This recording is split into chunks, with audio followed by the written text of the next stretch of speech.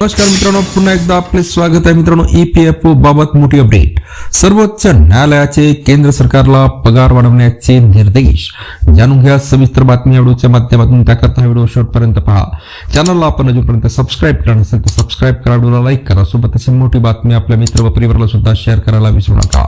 तर मित्रांनो, सर्वोच्च न्यायालयाने सोमवारी केंद्र सरकारला केंद्रीय कर्मचारी भविष्य निर्वाह निधी संघटनेच्या योजनेत वेतन मर्यादेच्या सुधारणेसाठी 4 महिन्याचा कालावधी दिला. या 4 महिन्यात केंद्र सरकारला निर्णय घेण्याचे निर्देश देण्यात आले. या वेतन मर्यादेमध्ये गेल्या 11 वर्षापासून कोणताही बदल करण्यात आलेला नाही.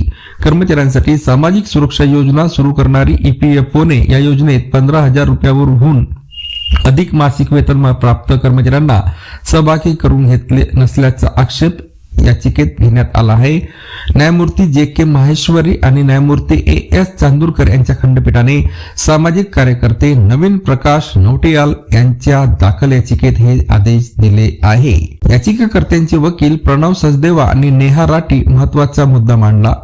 देशातील अनेक भागात आता कमीत कमी वेतनात वाढ झाली आहे, तरी EPFची वेतन मर्यादा जैसे थेच आहे, यात कोणताही बदल झालेला नाही. त्यामुळे देशातील एक मोठा वर्ग सामाजिक सुरक्षा आणि भविष्य निधीच्या लाभांपासून वंचित झाल्याचा दावा याचिकेत करण्यात आला आहे. सदर याचिका निकाली काढताना 2 आठवड्यात या याचिकेच्या निकालाची प्रत आणि निवेदन केंद्र सरकारकडे देण्याचा निर्देश सुप्रीम कोर्टाने याचिकाकर्त्याला दिले.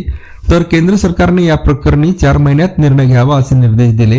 गेल्या 70 वर्षांमध्ये वेतन मर्यादा सुधारणा अत्यंत मनमानीप्रमाणे करण्यात आली आणि त्यात सातत्यही अजिबात नाही. कधी कधी 13-14 वर्षाच्या अंतराने सुधारणा करण्यात आला, असा युक्तिवाद याचिकाकर्त्याच्या वतीने करण्यात आला. या सुधारणांमध्ये महागाई दर, किमान वेतन आणि प्रति व्यक्ती उत्पन्न यासारख्या आर्थिक बाबींचा काळी मात्र विचार करण्यात आला नसल्याचाही दावा याचिकेत करण्यात आला आहे. कमी कर्मचाऱ्यांना लाभ. मित्रांनो, याचिकेनुसार या विसंगत धोरणामुळे अनेक वर्षापासून EPF योजनेचा लाभ अत्यंत कमी कर्मचाऱ्यांना मिळत आहे. वर्ष 2022 मध्ये EPFOच्या उपसमितीने वेतन मर्यादा वाढवण्याची आणि जास्त कर्मचाऱ्यांना त्याचा लाभ देण्याची शिफारस केली होती.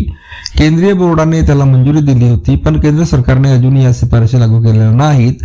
गेल्या 30 वर्षात या सामाजिक योजनेच्या परिघातून अनेक कर्मचारी बाहेर ठेवण्यात आल्याचे याचिकेत म्हटले आहे. तर 70 वर्षात याविषयी ठोस धोरण राबविण्यात आणि परिस्थितीनुरूप निर्णय घेण्यात आला नसल्याचा आरोप करण्यात आला आहे. आता 4 महिन्यात केंद्र सरकारला याबाबत निर्णय घेण्याचे निर्देश देण्यात आले आहे. पुन्हा भेटूया नवीन अपडेटसह पुढच्या व्हिडिओमध्ये. धन्यवाद.